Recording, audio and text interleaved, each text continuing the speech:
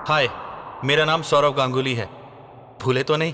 ये एक लाइन एक साल लंबी लड़ाई का रुख बदल देगी, ये किसी ने नहीं सोचा था। वो लड़ाई जिसने एक कप्तान, एक महान भारतीय टीम और उसके साथ पूरे देश की उम्मीदों को नीचे गिरा दिया था। ये एक लाइन सब कुछ बदलने वाली थी। मजे की बात यह है कि उस समय किसी को भी इस बात का अंदाजा नहीं था कि इस एक लाइन से कितना बड़ा असर होगा। दादा को भी इसका एहसास नहीं हुआ। पेप्सी ने सिर हिलाया, लाखों लोगों ने इसे देखा। आज हम उस समय की कहानी बताते हैं जब दादा को एक विज्ञापन करने के लिए ब्लैकमेल किया गया था। एक ऐसा विज्ञापन जिसने बाद में उनकी विरासत को ही बदल दिया। जो ऊपर जाता है वो नीचे भी आता है, ये प्रकृति का नियम है। ऊंचाइयों पर पहुंचना और सबसे निचले स्तर पर गिरना। अंत में ये सवाल उठता है कि आप कितना नीचे गिरेंगे। अगस्त 2006 में अपने लिविंग रूम में बैठे हुए दादा के पास भी इस सवाल का कोई जवाब नहीं था। आप कितना नीचे गिरेंगे?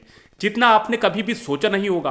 कप्तानी छीन ली गई, टीम से बाहर निकाल दिया गया, अपनी काबिलियत साबित करने के लिए घरेलू सर्किट में खेलने के लिए कहा गया। एक एक करके बोर्ड में बैठे हुए हर इंसान ने दादा से मुंह मोड़ लिया था या फिर उसको चुप करा दिया गया था। एक खिलाड़ी जिसने उनके लिए बोलने की हिम्मत की थी, उसे भी शो कॉल नोटिस दे दिया गया था, जिसके बाद पूरी टीम पर बोलने पर रोक लगा दी गई थी। और आखिरकार जैसे कि उनकी कब्र में आखिरी कील ठोकने के लिए जब दादा ने पाकिस्तान के लिए टीम में जगह पाने के लिए अपनी सारी राजनीतिक पूंजी खर्च कर दी, तो उन्हें एक सम्मानजनक प्रदर्शन के बावजूद फिर से निकाल दिया गया। संदेश साफ था कि वो अब खत्म हो चुके हैं। इससे कोई फर्क नहीं पड़ता था कि उन्होंने क्या किया या उन्होंने कितना अच्छा प्रदर्शन किया। एक चयनकर्ता ने तो साफ कहा था कि जब तक हम यहां बैठे हैं गांगुली वापस नहीं आ रहा है। ये उस रास्ते का अंत था। सभी रास्ते बंद, सभी उम्मीदें खत्म। यहां तक कि जनता का गुस्सा जिसने उनके शुरुआती निष्कासन का स्वागत किया था, वो भी अब ठंडा पड़ गया था। दीवार पर लिखा हुआ था कि वो खत्म हो चुके हैं। और तभी उन्हें पेप्सी के भारतीय डिवीजन के बॉस का फोन आया। पेप्सी जो मूल रूप से 1989 में भारतीय बाजार में आई थी,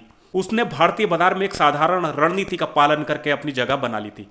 क्रिकेट और बॉलीवुड का समर्थन कुछ भी नहीं से शुरू होकर यह दिल मांगे मोड़ से लेकर ओए ओए बबली तक। पेप्सी को बबली विज्ञापन के मामले में खतरनाक टच मिला था। सही समय पर सही विज्ञापन के लिए सही आइडिया ढूंढना, यह सिलसिला साल दर साल चलता रहा। यहां तक कि एक साल पहले जब दादा को बाहर निकाला गया था तो पेप्सी ने तुरंत अपनी रणनीति बदल दी थी। गांगुली की जगह नए कप्तान द्रविड़ को अपना चेहरा बनाया। लेकिन सबसे बड़ी आश्चर्य की बात यह थी कि उन्होंने ऐसे फेज में दादा को विज्ञापन के आइडिया के साथ बुलाया जिसमें वे खाली स्टेडियम में बैठे हुए थे और जो हुआ उसके बारे में बात कर रहे थे। उनके शब्दों में, उन्होंने किसी खिलाड़ी को बाहर किए जाने पर इतना बड़ा सार्वजनिक विरोध कभी नहीं देखा था। और अब जब दादा की वापसी की संभावना तेजी से कम होती दिख रही थी, तो लोगों के पास क्यों ना जाएं? चलो उनके सामने अपना पक्ष रखते हैं, चलो उनका समर्थन जीतें।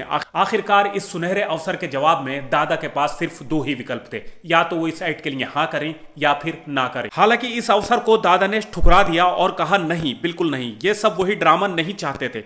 वो वहां बैठकर ये लाइनें नहीं बोलना चाहते थे। लेकिन सबसे महत्वपूर्ण बात यह थी कि वो इस तरह से लोगों की सहानुभूति नहीं कमाना चाहते थे। इससे कोई फर्क नहीं पड़ता था कि वो वास्तव में उन लाइनों पर विश्वास करते थे या नहीं, बस नहीं। और इसलिए उन्होंने शांति से उस प्रस्ताव को ठुकरा दिया, जिससे टीम में वापसी के उनके आखिरी दरवाजे भी बंद हो गए। लेकिन पेप्सी के साथ दूसरी योजनाएं थी। कुछ ही हफ्ते पहले एक रिपोर्ट आई थी जिसमें उन पर और कोका कोला पर अपने ड्रिंक्स में अत्यधिक कीटनाशक होने के आरोप लगाया गया था।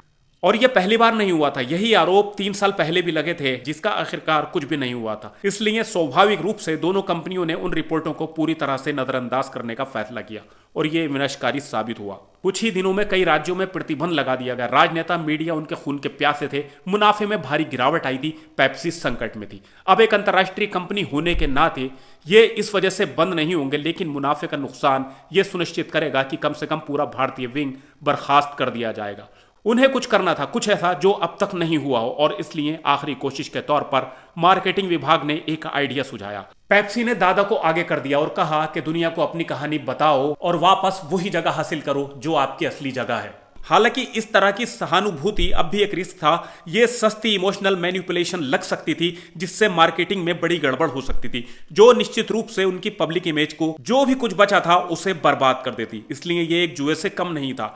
और जब दादा ने मना कर दिया तो 2007 के आसपास दादा को एक लीगल नोटिस दिया गया, क्योंकि वो 2007 तक पेप्सी के साथ कॉन्ट्रैक्ट में थे। और जब तक कि विज्ञापन के ब्रांड्स के तौर पर उनकी इमेज खराब नहीं होती, तब तक स्क्रिप्ट के कंटेंट में उनका कुछ कहना नहीं होगा। दूसरे शब्दों में कहें तो पेप्सी का साफ कहना था, या तो मान जाओ और हमारी मदद करो और हम आपकी मदद करें। कुछ दिन की ना नुकर करने के बाद दादा आखिरकार इस साइट के लिए मान गए और इस तरह आइकॉनिक पल आया। बात यह है कि उसकी रिलीज के बाद शुरू में कुछ भी ज्यादा बदला हुआ नहीं लगा। दादा को एक ही दिन में वापस नहीं लाया गया और ना ही कोच की नौकरी गई। गई, लेकिन किसी को पता चले बिना दो चीजें हुई। नंबर एक, वह सभी या कहने वाले ललोचक और निंदक जो दादा की गलती के बावजूद भी उनके खून के प्यासे लग रहे थे, ये सभी अचानक चुप हो गए। और दूसरी बात, पिछले एक साल में लोगों के गुस्से की जो आग शांत हो गई थी वो फिर से भड़क उठी। हालांकि उन्होंने पहले की तरह चिल्लाया नहीं, ये एक आग के सुलगते हुए ज्वालामुखी की तरह थी जो अपने अंदर जल रही थी और सही मौके का इंतजार कर रही थी। और जल्द ही ये मौका दस्तक देगा।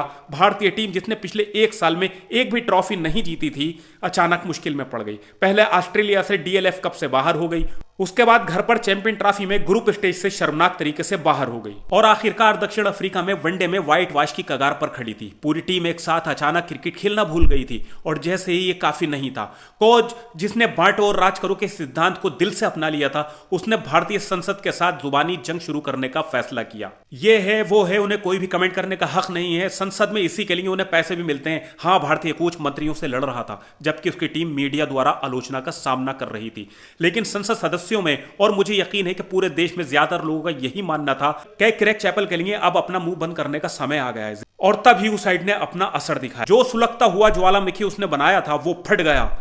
अचानक हर मीडिया आउटलेट, हर पब्लिक डिस्कशन, यहां तक कि पार्लियामेंट में होने वाली बहसों में भी एक नाम के इर्द गिर्द घूमने लगी, जो असल में भारतीय क्रिकेट की तरक्की में रुकावट बनने वाला एक रोड़ा था। अब वो भारतीयों के लिए एकमात्र उम्मीद बन गया था। क्रिकेट बीसीसीआई अब हर तरफ से आलोचना झेल रहा था। उसने एक ठंडी नवंबर की सुबह हार मान ली। जब गांगुली साउथ अफ्रीका में नेट प्रैक्टिस सेशन के लिए गए तो ऐसा लगा जैसे जंग पूरी हो गई हो।